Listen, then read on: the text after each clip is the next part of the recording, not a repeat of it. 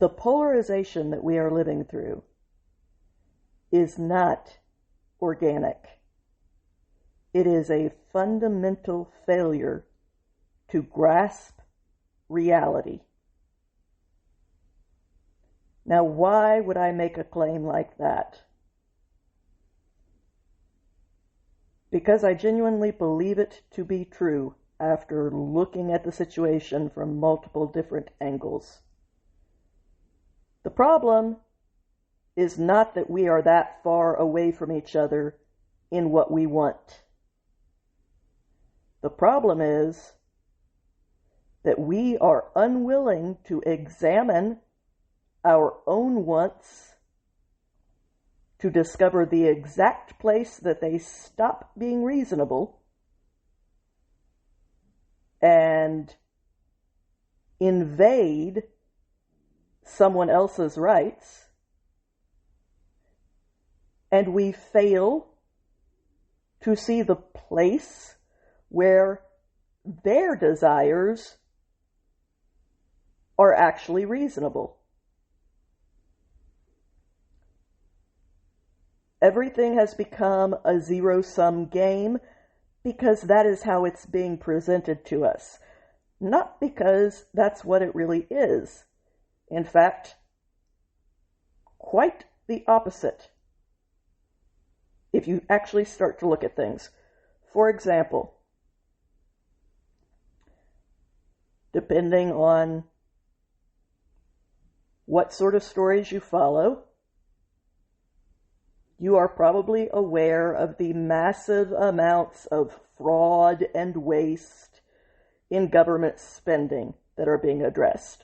Whether you're talking about excessive amounts of our tax dollars going to foreign aid, and not just for things that would be, say, life-saving foreign aid, like tuberculosis treatments and vaccines in a third world country, but to promote, like, safe sex for transgender prostitutes.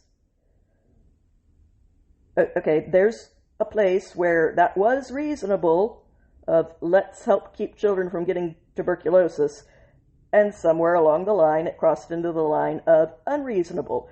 Let's pay to create a transgender comic book in someone else's country,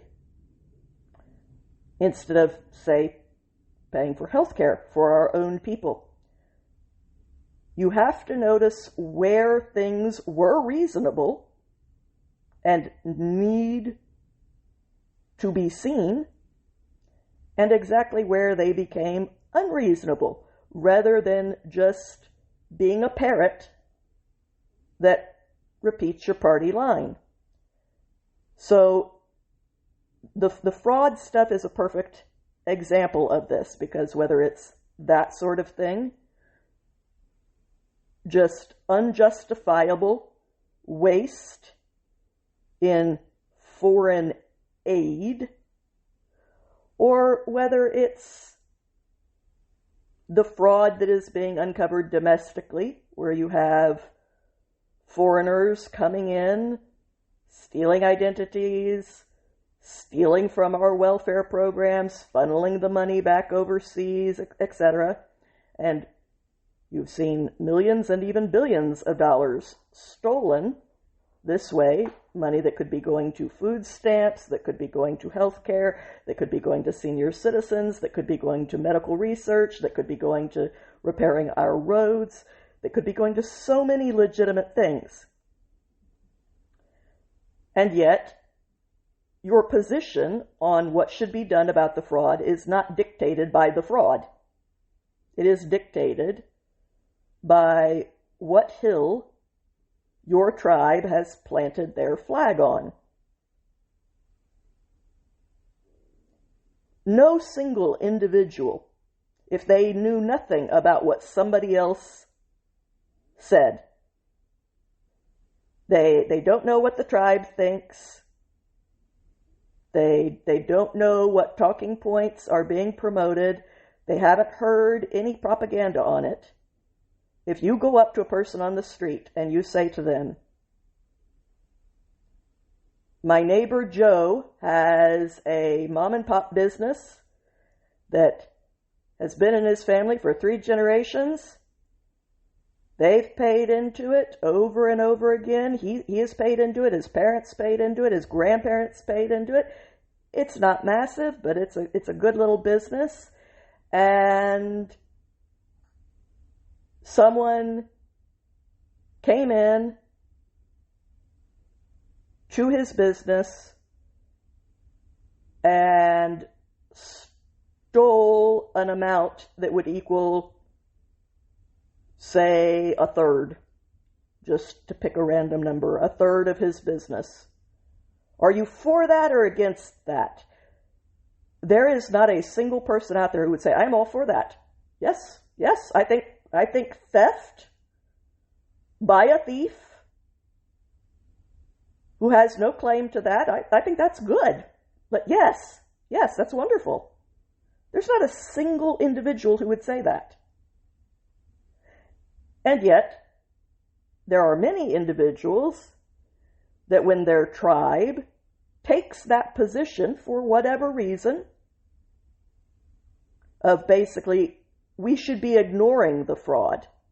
We should ignore the mom and pop store being raided. We should, in other words, ignore Medicare for our senior citizens being drained. We should ignore the fact that disabled and impoverished people are getting less benefits because it's being stolen by people who are not actually disabled or impoverished. But no, let's just ignore that. Why? Don't know. But that's the position we've decided to take.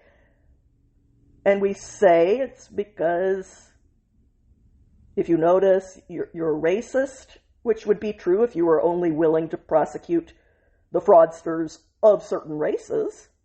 But if you're just like, no, I don't care whether you're brown, black, yellow, white, purple, it doesn't matter. If you're stealing from somebody, you need to be prosecuted.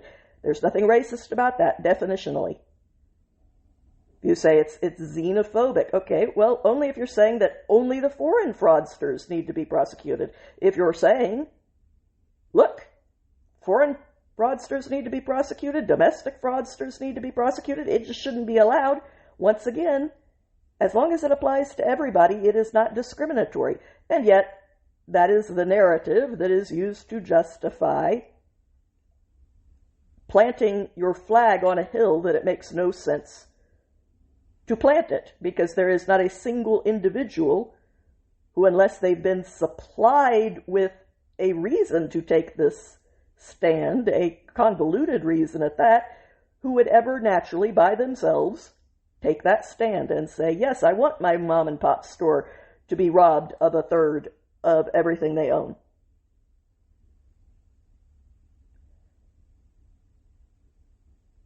So the polarization is not organic because nobody would naturally take that position. Something that can be very eye-opening is to realize that in that situation, the fraud, and I'm using this not to get into politics, but I'm using it because it's a perfect example of the bigger point I'm trying to make about polarization.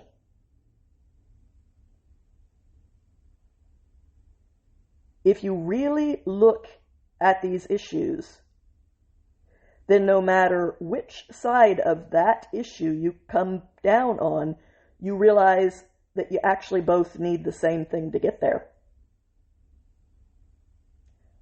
Allow me to prove this point. We're going to cover just one verse out of Proverbs today, and then talk about it.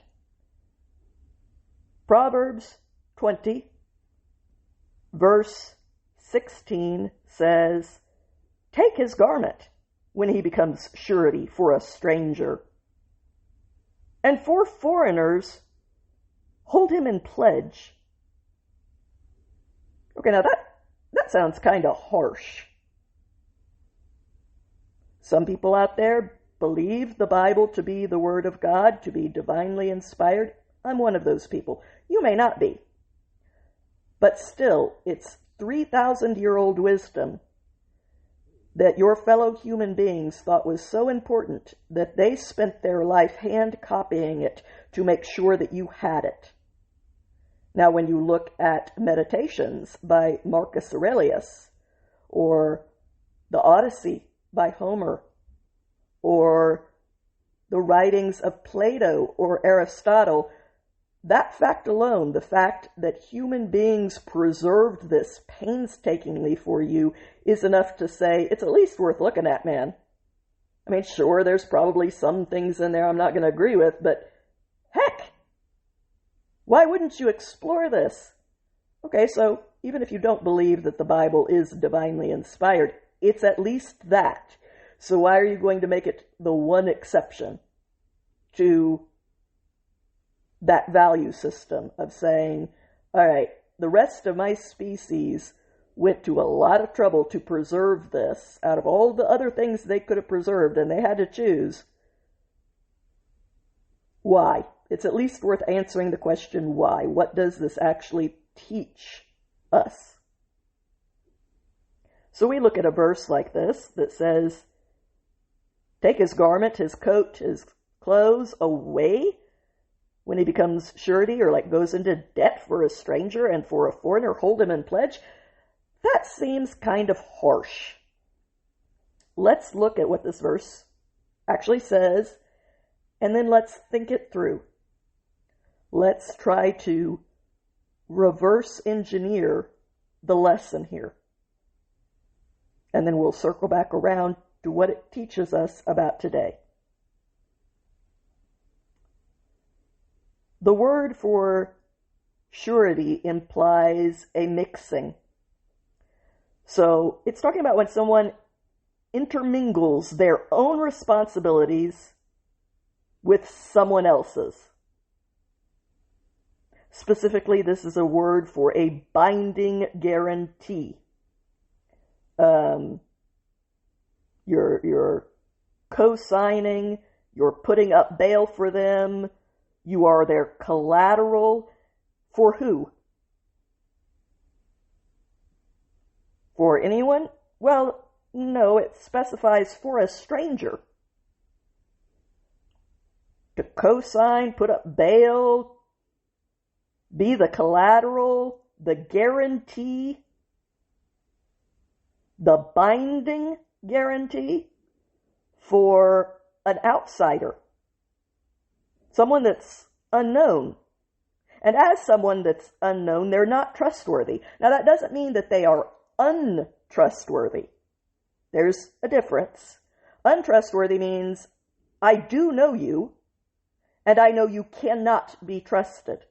That's not what this is talking about. This is saying, I don't know you, and therefore I don't know if you can be trusted. So it's a risky person because they are a complete unknown. And yet, you're intermingling your responsibilities. You're saying, I'll sign on the dotted line.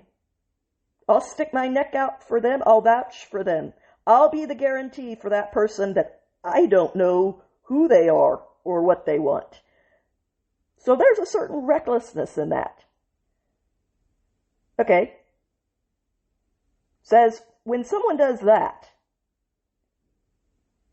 take away his coat, his garment, his outer garment, his coat, and hold it as his binding pledge of security.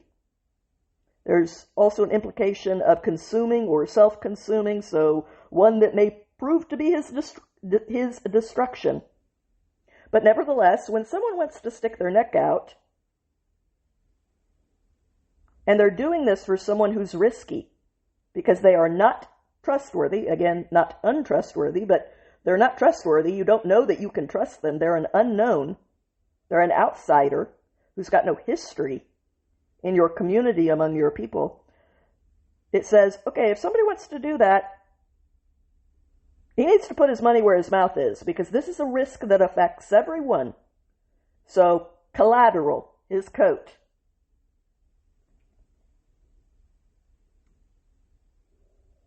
when he puts it up on behalf of a foreigner.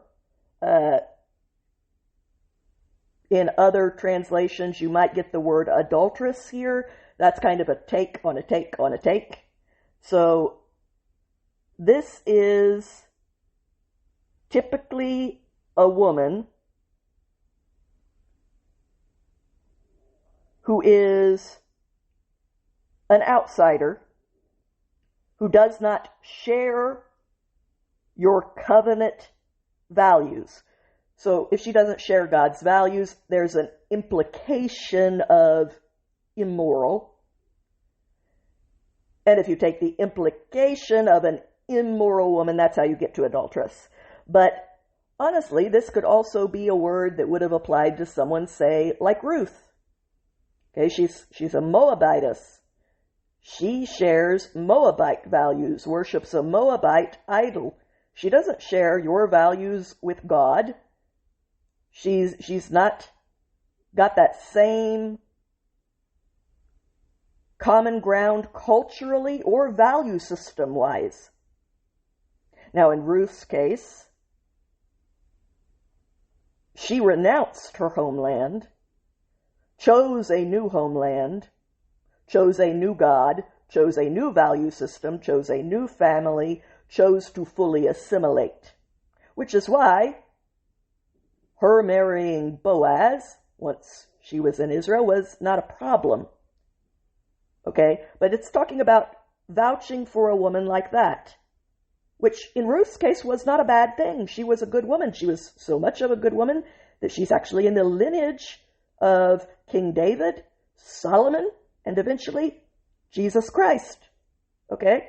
It's not saying that doing that every time is wrong, but it is saying a lot of times it is, because most of the time these kinds of situations did not end like Ruth and Boaz, because those women did not renounce their values, their culture, their gods. In fact, they kept those, refused to assimilate, and pressured their husbands into assimilating to their values and led them astray. So this verse is saying that when you have a situation like this, where you've got a woman, outsider, does not share your values, and a man is like, I want to vouch for her. It's like, okay, he needs to put his money where his mouth is, because this is a risk to our entire community. Corruption spreads. So if she's going to come in here and start introducing idol worship and child sacrifice and all of these things that we don't want, because you convinced us to say, okay, let her in.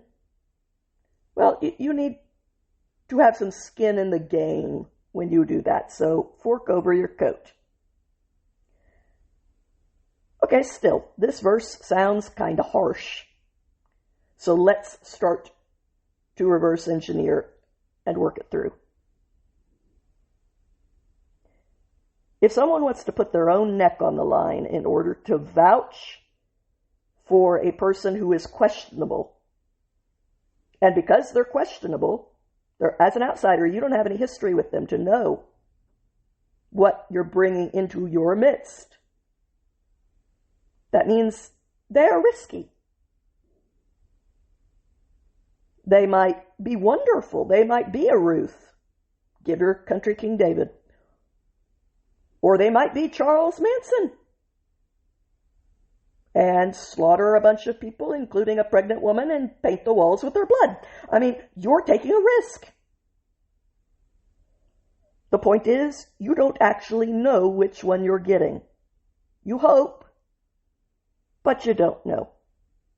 So if someone among you says, I think I can see this person well enough to see what they are, I will vouch for them. This verse is telling you to let them do that. See, that's the part that gets missed. It's saying, if they want to become surety for this person, hold them to that with collateral. It doesn't say don't let them do it. It says, okay, let them do it. But there needs to be some guardrails here. What it's indicating is that putting your neck on the line is not a symbolic thing. It's not just empty words that you use to manipulate your neighbors and your community, and then your neighbors and community gets harmed, and you go, gee guys, sorry.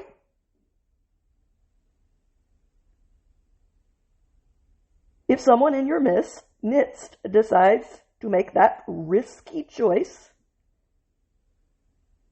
that is very likely going to impact more than just them, whether it impacts positively or negatively, it might be either way. This is encouraging you to let them take the responsibility that they are choosing to take for whatever this unknown and therefore risky person does. But, and the but is important here, you must follow through on holding them responsible. They go, I want to be responsible. Okay, we will accept that. And you are going to be responsible. If they stick their neck out for someone that they don't know, or someone that they think they know, but either way, they're saying, I'll put my John Hancock on the line. I will vouch for them. I'll stick my neck out for that person. Okay. And we're going to grab you by the neck if that choice costs everyone else because you did it when you shouldn't have done it. None of us live in vacuums. Our decisions affect one another, and that's why for every freedom, there is a corresponding responsibility. You have the right to go out and get a driver's license, but you have a responsibility to drive according to the driving laws. You have a responsibility to have car insurance, as you are legally obligated to do. You have a responsibility to not drive drunk. If you ignore your responsibilities, the ones that you sign up for when you say, I want that freedom, then that freedom will be taken away from you. Your license will be taken away. Why? Not to be mean to you, but because you're endangering everyone else. You're proving yourself to be untrustworthy.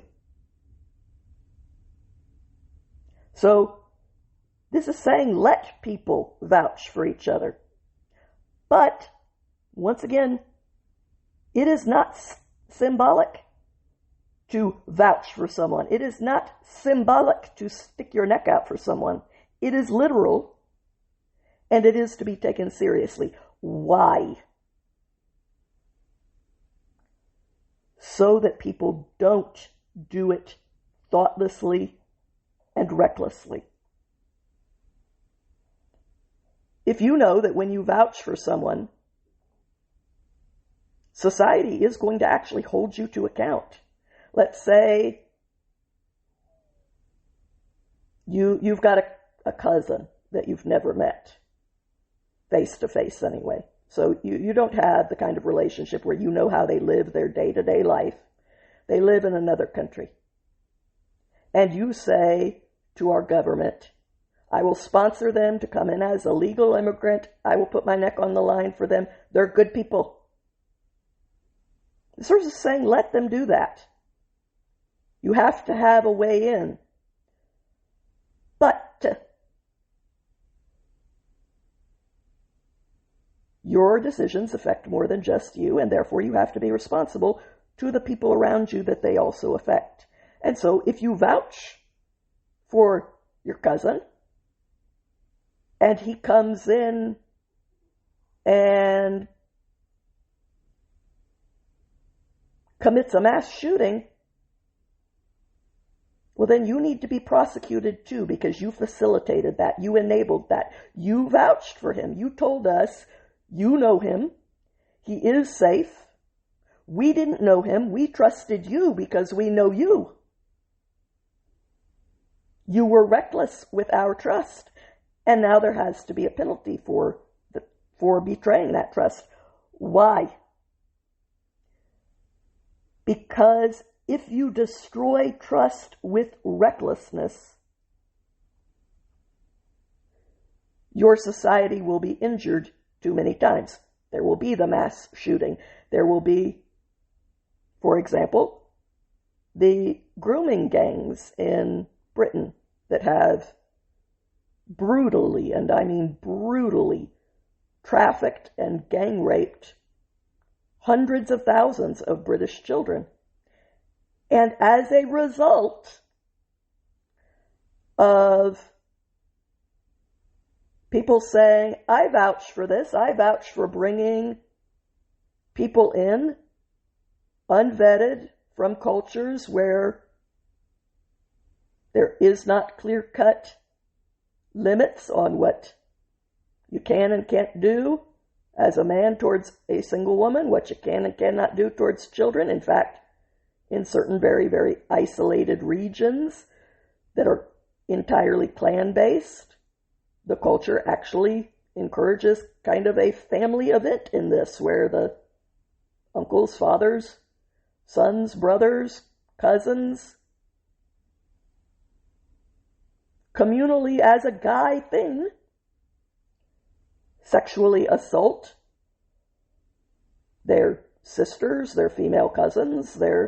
This is a problem, especially in a culture where incest is no barrier. They're often marrying their cousins. And you have politicians in power saying, that's not going to be a problem, trust us. We'll vouch for it. And then you bring in all of these people into Britain. Far too many innocent Britons got hurt. The government refused to deal with it, shamed the victims. One politician actually told the raped children, the minor girls, to, and I quote, shut up for the sake of diversity. And now what are you seeing in Britain? Trust has been destroyed. And they want to basically shut it all down. You have different levels of how much they want it shut down. Some people say, all right, we want all of the illegal immigrants out. We want everyone who commits a crime here out, and we'll go from there. Other people say, no, we want just everybody that has come in back out.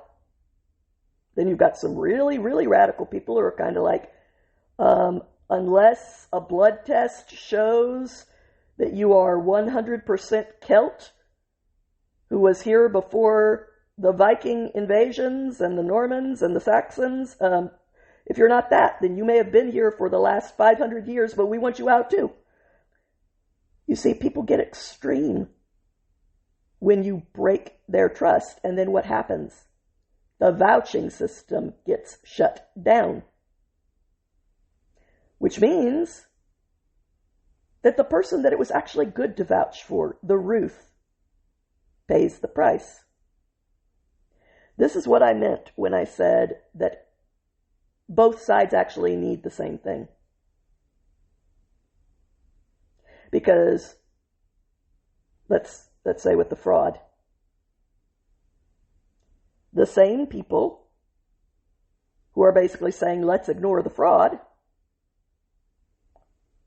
are the same people who want a big welfare system to make sure that there are safety nets so that the disabled, the impoverished, those who are temporarily out of work, the elderly, so on and so forth, don't just fall through the cracks of our society. They want that. And that's good. But they're doing something that's going to destroy that. Because when enough people get hurt, people don't like being stolen from. Now, sure, it's not as bad as your children being raped, like what happened in Britain, but still, people eventually get tired of being stolen from. It's like, I work hard. I work hard, and I pay a lot of taxes, and I'm willing to pay that so that an elderly person has got heat in the winter, and so that a poor person has food on their table, and so that a sick person can go to the doctor.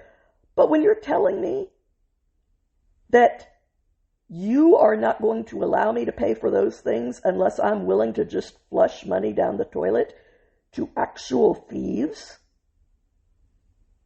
stealing it and funneling it to other countries, in some cases even to terrorists, do you understand what's going to happen? No one likes to be stolen from. Nobody wants the mom and pop store robbed. So what's going to happen is not that they do what you want them to do and say, okay, fraud's great, let's just have fraud. They're going to shut it down.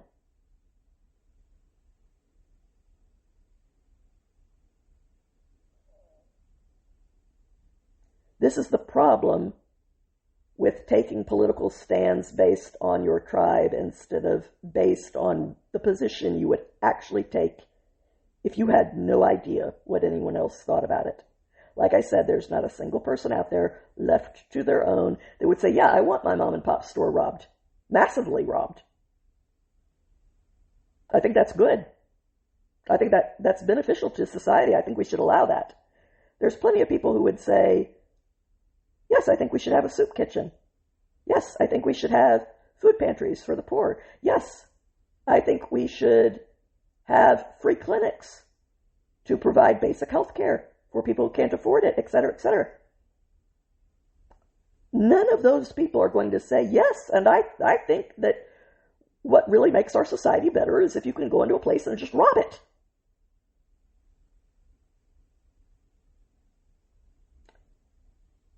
And if you support the reckless people, the people who don't think through what happens as a result of this decision, if you support them just because they're on your team, you need to realize what's going to happen. What's going to happen is that, like with the immigration thing in Britain, you're going to wind up with immigration completely shut down. And maybe even violence, I hope not, but maybe even violence towards immigrants in a huge backlash. It is a powder keg, a dangerous powder keg. In that case, not only because you've broken trust, but you have created a pressure cooker by clamping down on any legitimate frustration with what you're doing. Telling the victims to shut up. Telling the British people not to fly their own flag.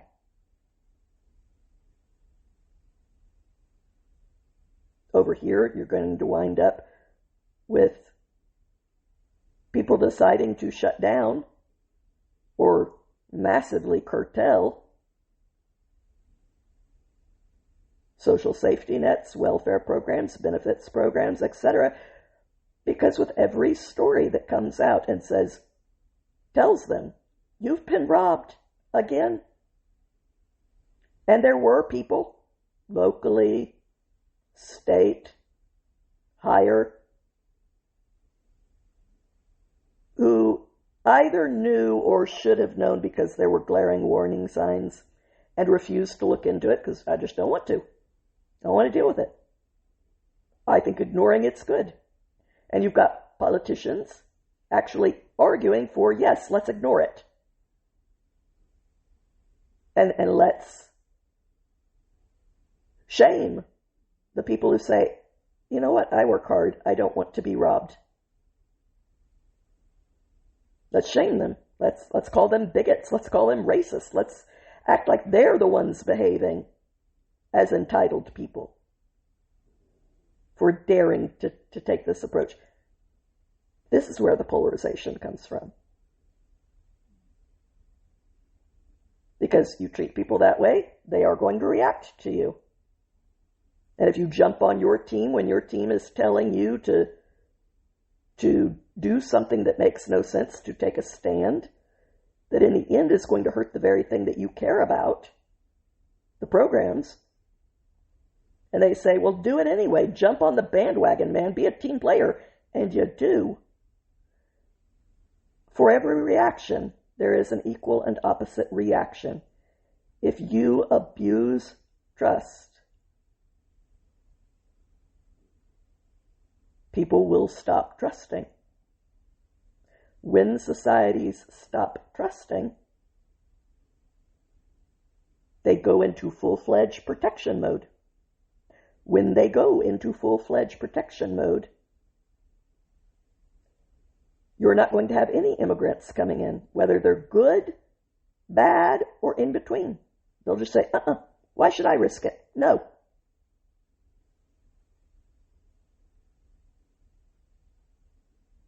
When they get stolen from, and you actually have, instead of what you should have, which is everybody saying, okay, no, you can't steal. No, we all agree on this. Doesn't matter which party you're in, we all agree, no, you cannot come in here and steal, or, hey, even if you're a homegrown fraudster, you can't do it. No, we will, if you're foreign, we will prosecute you and deport you. If you're homegrown, we will prosecute you and imprison you. No, you can't do it. That should be the position of both sides for different reasons, but it's still what both sides need. On the right, they don't want to be stolen from. So that's the reason why they don't like the fraud. On the left, you don't want the welfare system to be shut down. And that's why you need the fraud to stop. On the right, with immigration, they want to be safe. They don't want criminals coming in, traffickers, gang members, pedophiles, whatever. People are going to commit crimes here. We don't want that. We want to be safe. On the left, you say, okay, and I want the good immigrants, the ones that are coming here to contribute, to make a life for their family, I want them to be let in. So both sides need responsible immigration.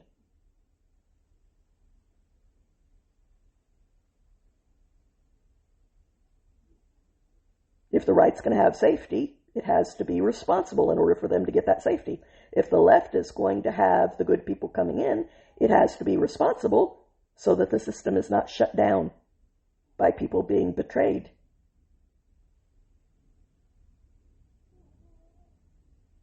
It is the reckless people, the ones who say 2 + 2 but never actually figure out equals 4. There will be a result to this choice.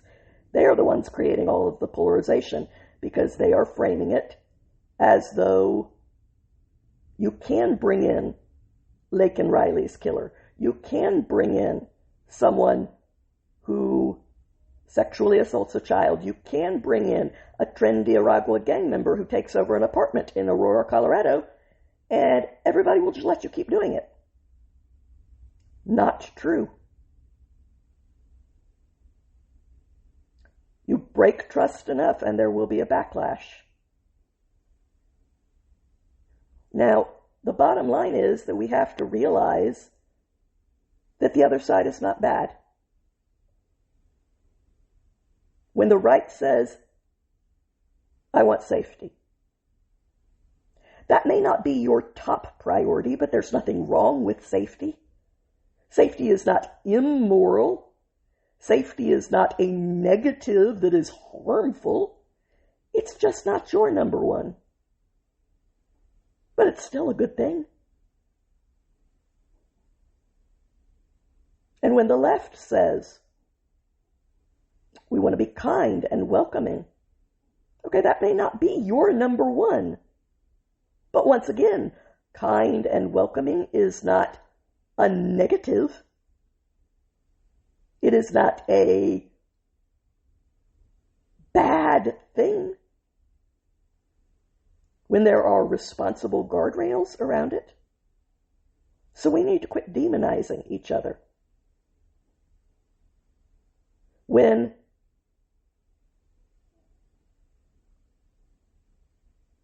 the right says, I don't want to be robbed. I want every dime of my tax dollars to be going to legitimate things. I don't want any of my money that I work hard for going to pay for a trans comic book in a foreign country that doesn't even want it. That does not make my priority list. I want my money to be spent responsibly. I don't want to be stolen from. That's not bad. It may not be your top priority. Making sure that there isn't waste may not be your number one, but that's not a bad thing. That's not as though they're saying, I want to start up concentration camps. Okay, that's a bad thing.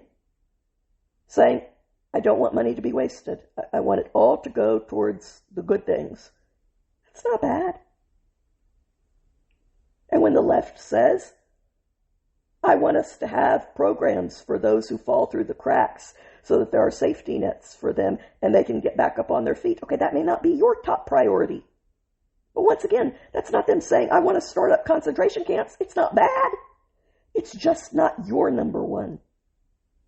So we need to quit demonizing each other for not being mirror images of us, because that's what polarization ultimately is. It's me being angry at you that you aren't me. Well, yeah, that's the interesting thing about you, is that you're not me. If I lived in a world full of me clones, do you understand how unbelievably boring that would get in about 20 minutes?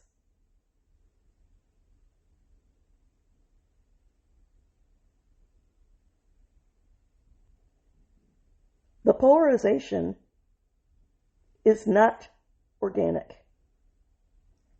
It is the result of the reckless people being given the mic, and too many people who do not think through, if I do this, what will happen?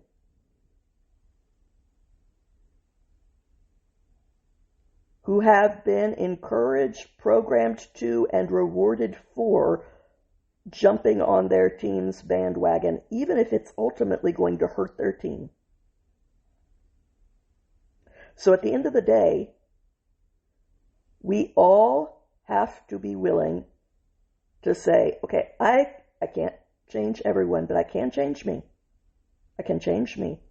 I am going to take responsibility for stopping when I hear about an issue and before I listen to what anyone else has to say about it.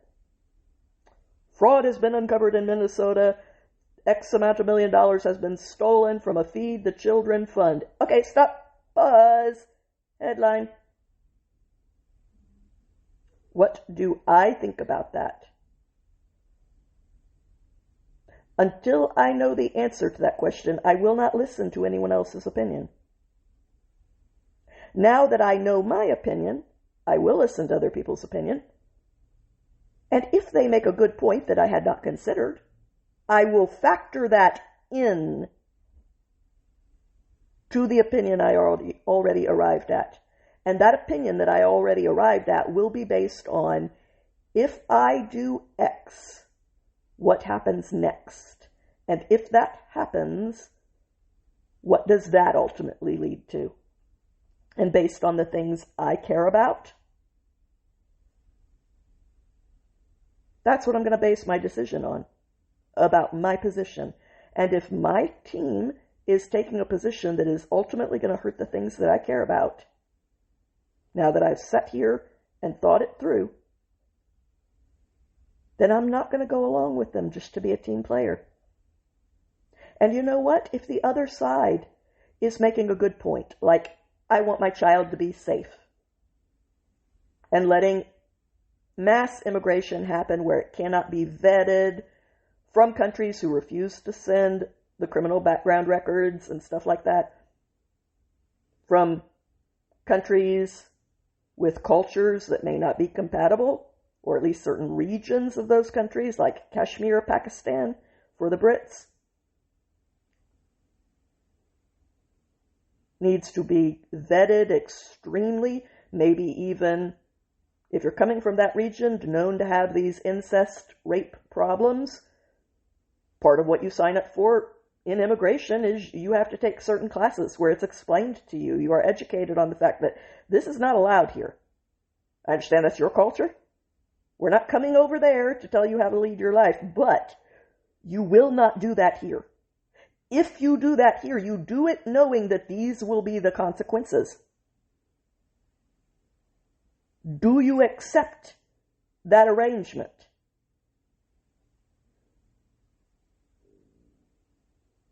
We have to be willing to say, okay, when they say they want their child to be safe, that does not make them Adolf Hitler. That is not them saying that the only danger comes from brown people. That is words being planted in their mouth. That is just them saying exactly what they said. They want their children to be safe.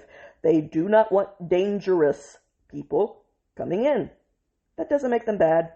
I need to be fair enough to accept that that does not make them bad. And be willing to say, okay, that's fair. That's fair. How can we let in good people in a way that keeps your child safe? Let's work on this.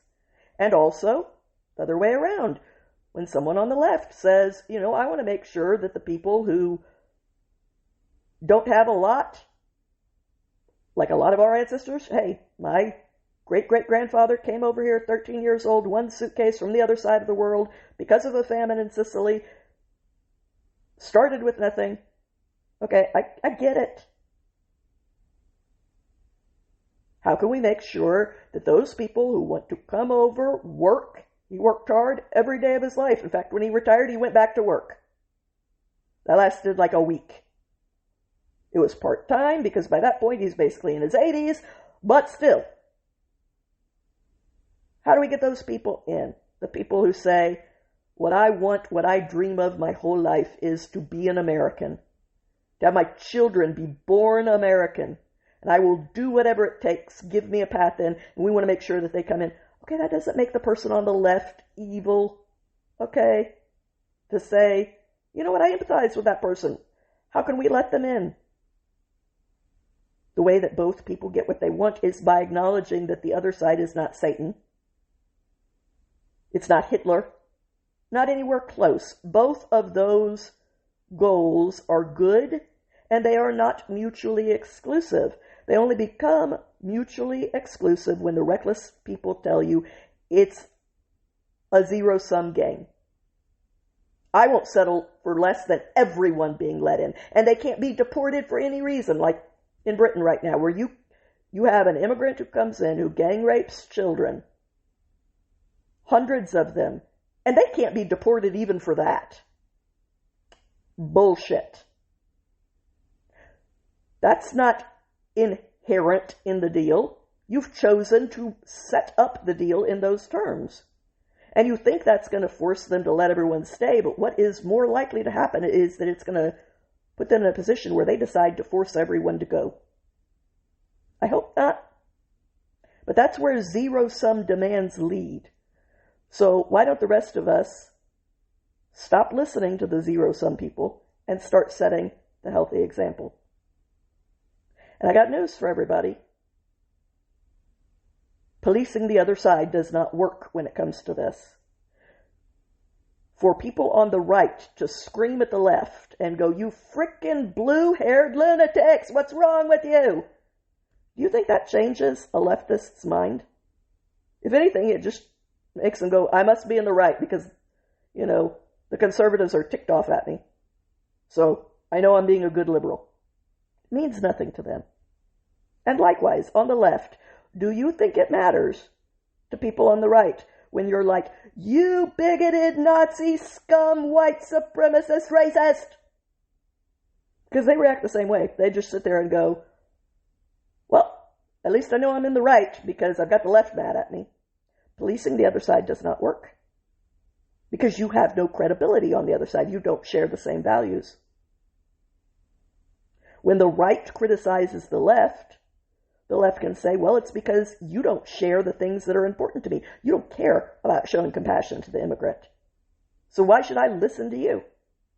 And on the right, they're going to say the same thing. They're going to say, you don't share my values. You don't care about keeping kids safe from traffickers that are coming in. Why should I listen to you? That's where the polarization comes from. So, both sides have to police their own. That is the only way out. The left can only be saved by the other members of the left turning and saying, stop it! No!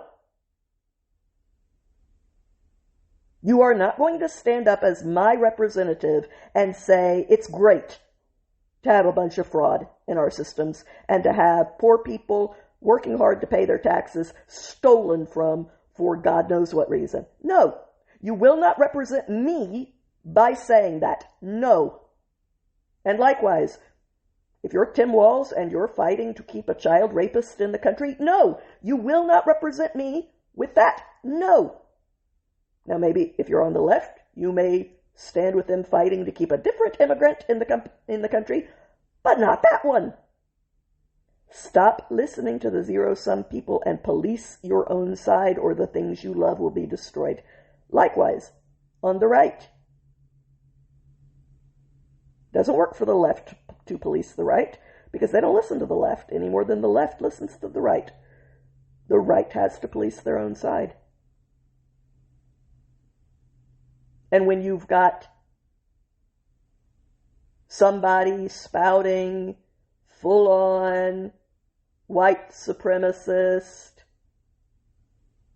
let's overthrow the government and create a theocracy like frickin' Iran or something, and let's kick everyone out who has less than 80% English blood, no matter how long their family's been here.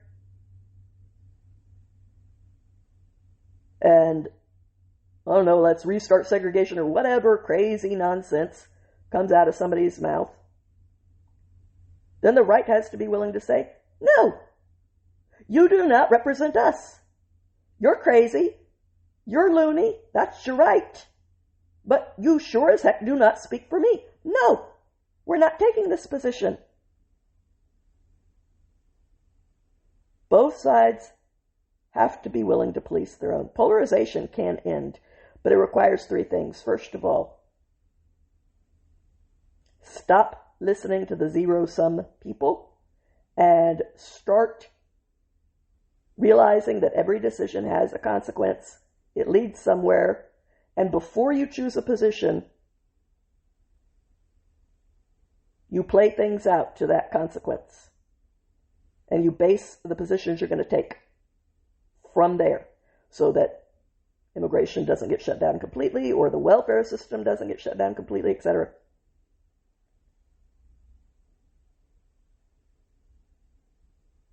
You have to be willing to say, I'm going to think for myself. I'm going to think these things through before I listen to anyone else. And when it comes to the people that want to just present it all as a zero-sum game, I'm not listening to them at all. They are the source of the problem. 2, you have to be willing to police your own side. Stop worrying about policing the other side, because that is completely ineffective. Police your own side. Now, sure, I'm not saying don't make arguments of, do you see what is being promoted over there? That's why we would encourage you to vote this way, because look at that. That's crazy. You've got, say on the left, you've got actual socialists taking over the party, wanting to institute government-run stores, etc. If you don't want the breadlines that always come from that, vote for us. I'm not saying you can't make your argument, but don't try to police them. Convince them to take your position by yelling at them. It's not going to work. The people in the middle can be convinced with a good case, but you're not going to shame, bludgeon, or coerce the other side to be what you want them to be. So when it comes to that kind of energy, direct that towards your own side. You need to police your own side. Where are they being harmful? And last, you need to be willing to look at the other side and say, okay, that may not be my top priority. That's why they're on that side and I'm on this side. Safety is more important to me than safety nets. Having safe streets is more important to me than being maximally inclusive on who we're letting in. But there's nothing wrong with wanting to help out somebody that's getting a fresh start. There's nothing wrong with safety. Once again, these are not bad things. You have to be willing to say, okay, just because that's not my top concern doesn't mean that that is an immoral concern to have. So I need to be fair in my assessment instead of expecting everyone to be me. I need to be fair and look at this and say, okay, how do we create a welfare system where the people in genuine need that it was designed for, that we actually don't want falling through the cracks, get the help they need, but also the workers who are working hard, doing their bit, pulling their weight, are not being taken advantage of and stolen from. Because, people, come on. It is entirely possible to have that system. It is not zero sum. You actually can. You just have to decide that that's what you want to do. And that takes the ability to admit that the other side has some legitimate points, whether they're your top priority or not. That's legitimate to want that. Takes you policing your own side when it's being unreasonable and saying, no, we are going to work together to create something that works for all. We're not going to just create the thing that we want and try to force it down the throats of the other side. And you have to be willing to understand where the polarization comes from. And the people that are not willing to do these things, that are not willing to look at the consequences of their positions, that are not willing to police their own team, only want to jump on the bandwagon every single time, you have to be willing to police them and just say, you know what? I can't control you. You have a right to your opinion, but I sure as hell do not have to take it seriously if you're going to be this kind of a child. We will be over here working on responsibly making a system that functions for 95% with compromises that may not be exactly what I want or exactly what you want, but are something that we can both live with.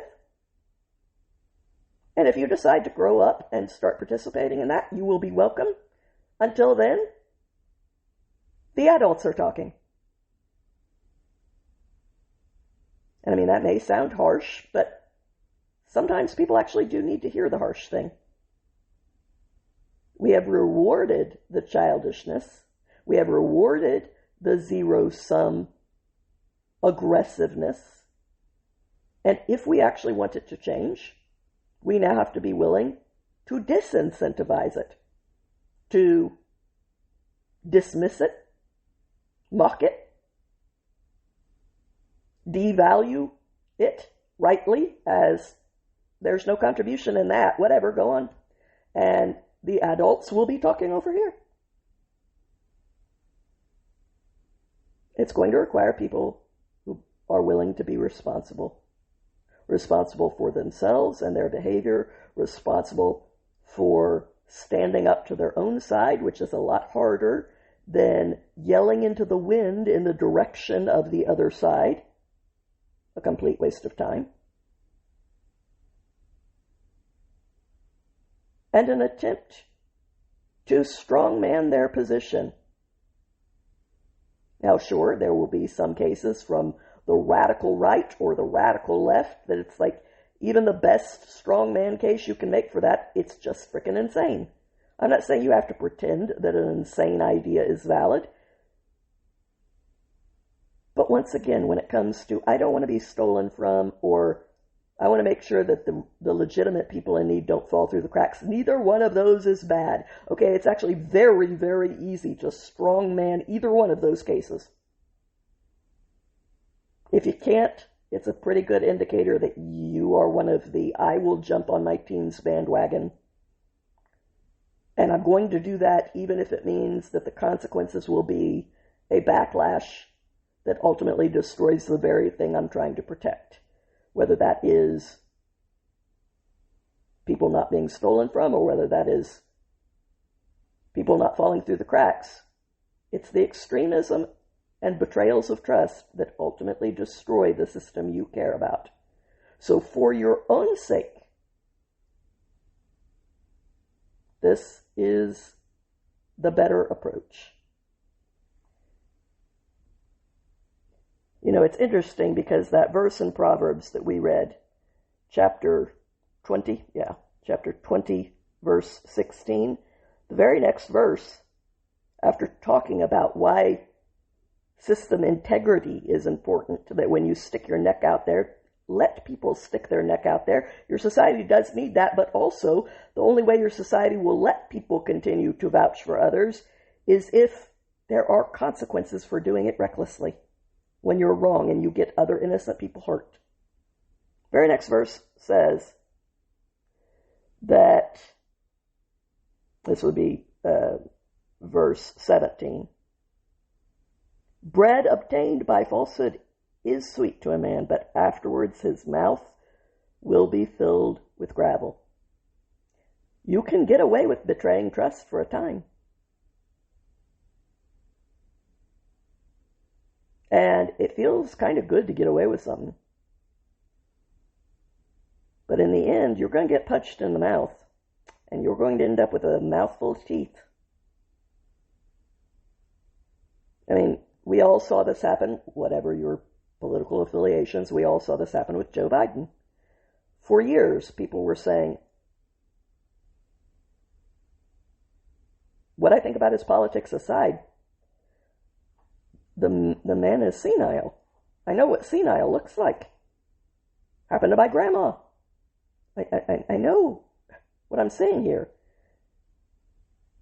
And there were those who did exactly what I'm saying don't do, because why? There is a consequence for it. They decided to make it a zero-sum game. And it's like, no, we're just going to yell at you. We're going to shame you. How dare you, you ageist, bigoted person. You are seeing things. What is wrong with you? And then what happened? They felt the need to cover up that lie that wasn't actually fooling anyone, because we still had eyes. And every single clip was that way. Every single time that he came on camera, that was what you got. So it was relentlessly reminding people. And to cover up the story that you are not seeing what you're seeing, they had to refuse to hold a primary. So when the debate happened, and there simply was no lying anymore, the system got destroyed, because they had no primary, so they had no legitimate candidate. They had to install a candidate undemocratically, and then try the same tactic that had gotten them in trouble before by gaslighting the country.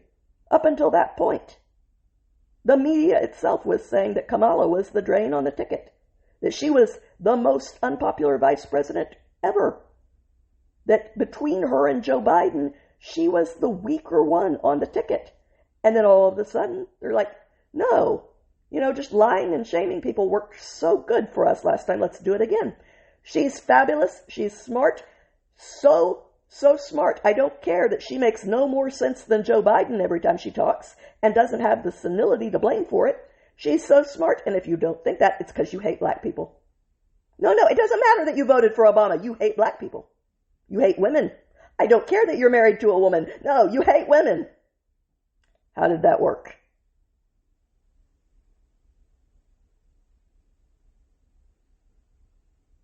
Afterwards, your mouth will be filled with gravel. You break societal trust. You will get away with it for a while, yes. And you'll think you are really awesome. It'll taste so sweet. There will be an outcome. Both sides should take this lesson to heart. Everyone who's willing to be reasonable. Everyone who says, you know what, I want a system that actually works. I want to create an immigration policy that allows good people to come in, that keeps bad people out, that keeps our streets safe, that brings in new talent. Let's sit down together and make that happen. That is entirely possible, people. It is simply a matter of refusing to be a bandwagon jumper, refusing to patronize the bandwagon jumpers with your clicks, and refusing to vote for the bandwagon jumpers instead of voting for the people who, like you, are saying, this is what I want. It is a reasonable list. I'm willing to compromise when the other side is asking for something that is not bad and destructive. If they're asking for something that is bad and destructive, like communism, no, I will hold my ground. We're not going to be communists. Okay, people, it is not as hard as we have been programmed to think it is. There is a handful of the most irresponsible, untrustworthy, destructive, fringe people causing all of the polarization, and we can actually stop it by stepping up. I'm going to think for myself, figure out what I think before I listen to anyone else. I'm not going to listen to those people at all. They have not earned the respect that should be a prerequisite for being listened to. I'm going to listen to the other side and try to see their point, and I'm going to step back from my own emotions and say, is what they're asking for bad? Or, if it is there a version of what they're asking for that wouldn't be? That would basically give them what they're saying they want, but that would be minus the part that I feel is bad? And I'm going to turn around to my own side and say, knock it off, when they're being a problem. Every one of us has a choice. If this is what we want, it starts with you. You have to be willing to do it. Thank you for listening to today's episode. I appreciate it. You know, not everything that everyone says is going to mean something to everyone. Not everyone's going to agree with you on everything. That just is not in the cards for anyone. But if this was something that made you think, that you agreed with some of it, that you think maybe someone else out there would feel the same way, feel free to share it. If you didn't, well, I hope you find, the person who says things that resonate with you. By that, I don't mean somebody that just feeds you raw meat, what you want to hear, but somebody who actually does make your life better on the issues that matter to you. I hope you come back again next week, if I might be that for you occasionally. And either way, I hope you have a good week. Choose to have a good week, my friends.